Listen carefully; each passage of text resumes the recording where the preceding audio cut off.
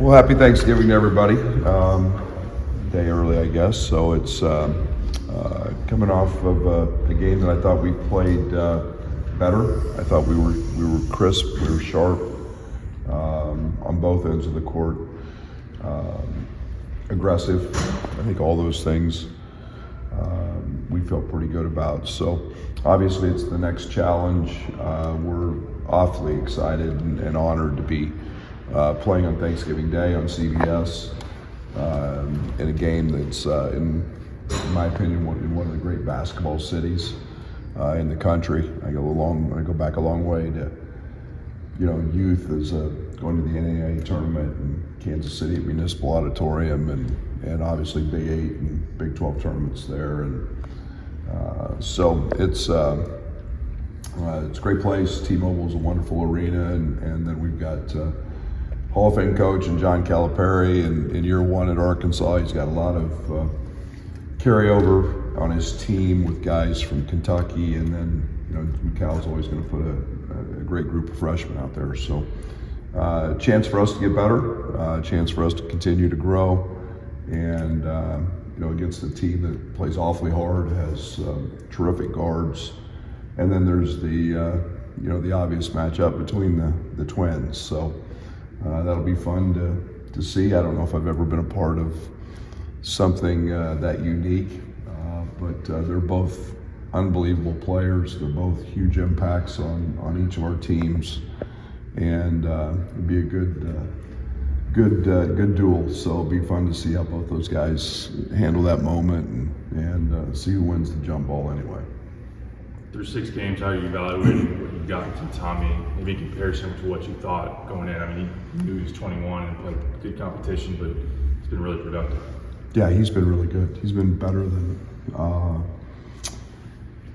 maybe I anticipated this early. Nothing really rattles him. He's got a tremendous amount of maturity. I think his understanding of the game and his processing is very slow, and that's a really good thing. He doesn't play sped up. It's always at a pace and a patience that is very unique to a young player in terms of his experience here. Most guys play a little sped up, but he's got tremendous maturity. He's can do it at all 3 levels: pick and roll, pick and pop. He can beat you with back-to-basket moves. But his intelligence defensively has been probably the biggest attribute or biggest shock for me in terms of surprise. But he's been great. What do you think about that matchup with Zvonimir? Like, what are you sort of anticipating? Yeah, they're different players. Z is maybe not quite as physically, girth and as strong, but is outstanding shooter. Very, he's twitchy. He's got great balance. He probably protects the rim. Blocking shots wise a little more effectively right now than Tommy, but they're just unique. They're different.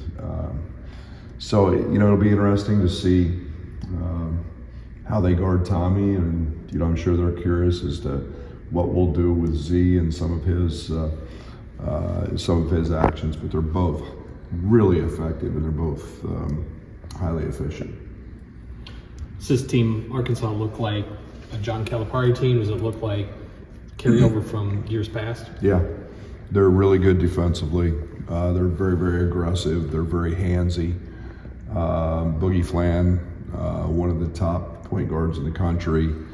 Everything starts with him. He's got great quickness. He's got great length. This team does a great job of what we call raking on drives and getting deflections. So they're not a real deep team, but Cal's teams are always one of the top teams defensively and play really hard, and this team's no different. Kylan and KJ do most of the facilitating, but there's you got other guys, like 3 others have had multiple assist games. Just what does that maybe allow you to do offensively when you've got maybe playmakers at every spot? Yeah, and I think the one thing is we're trying to continue to play aggressively, and I thought that's what our biggest step was the other night, and trying to play aggressively, not just fast, but aggressive, and you know, both those guys had 12 assists, or there was 12 assists between those two, but you know, I thought the thing we did the other night was great. Was we played offense through Tommy as well. We knew they post doubled. You know, the way they tagged. We made the simple plays. I thought Trey was effective, and you know, on post entering. You know, Ben had a couple. So I think it's multiple guys, but I like the aggressiveness with which those two guys are playing, and the pace with which they did it was the best it's been all year. How much more prepared do you feel for a defense that can turn you over like that? I mean, you saw Ole Miss try to do that. I know it wasn't again counted, but some other defenses that have been aggressive with you guys. Yeah, and I mean, let's not make light of Alabama's. Alabama defensively is pretty doggone good, and you know, and again, we just saw a team in Little Rock that is, you know, is one of the top defenses in terms of steals, in terms of similarity to Arkansas. They're right there. Their personnel's not quite, but yeah, we've gotten better handling that every game. We were better after Ole Miss than we were when we played Alabama. We continue to grow since that game. So great challenge, great opportunity, and we'll find out. But I like the improvement we made from game to game. Where are you defensively after the Alabama game, after these next 2 games that you've had, and being able to sit down and guard and keep guys out of the paint? Yeah, ask me that after this one. Okay. You know, I think we've grown. We're making less scouting report mistakes, and obviously we held the team to 34 points. Sure. And that's. I don't want to make light of that, but they're not Arkansas and they're not Alabama. You know, let's see. Arkansas poses a different challenge. Neither one of these bigs at Little Rock could shoot. Sure. That helped. We're going to face one that can.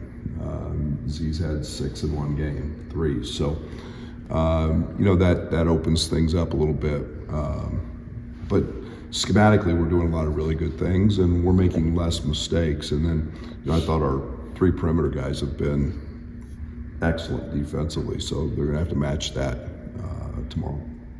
You're familiar with John L. Davis, obviously. What challenges he posed in the backcourt?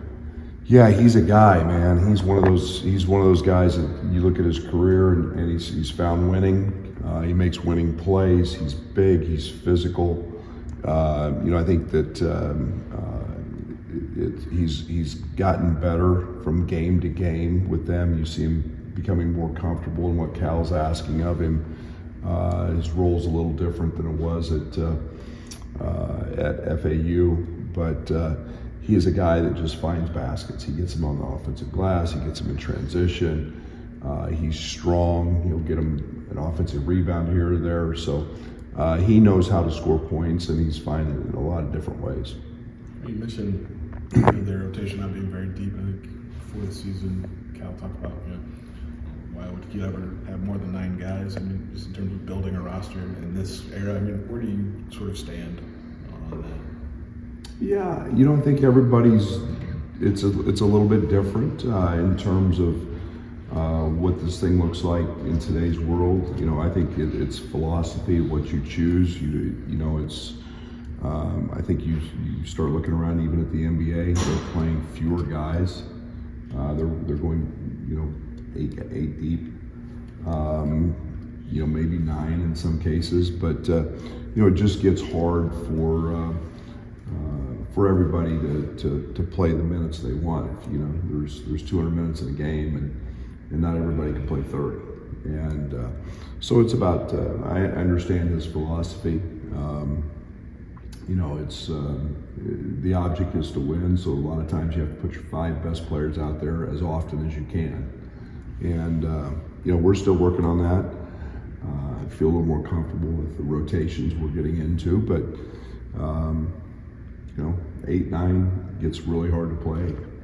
10 or 11 guys, and so those guys have to buy into those roles. With Tommy, and because of the process, getting him even on the floor, conditioning wise, were you concerned these first couple of months with him, or was he ready to go the minute he got cleared? No, he was not ready to go. Right. He had taken.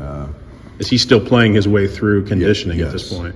Yes, and again, just a little later start. Some of it's strength, Sure. and the conditioning that comes with that.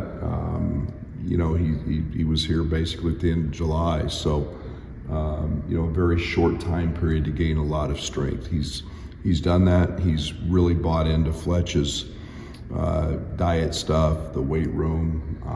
I think it was a fairly new experience for him in terms of the how rigid it is with us.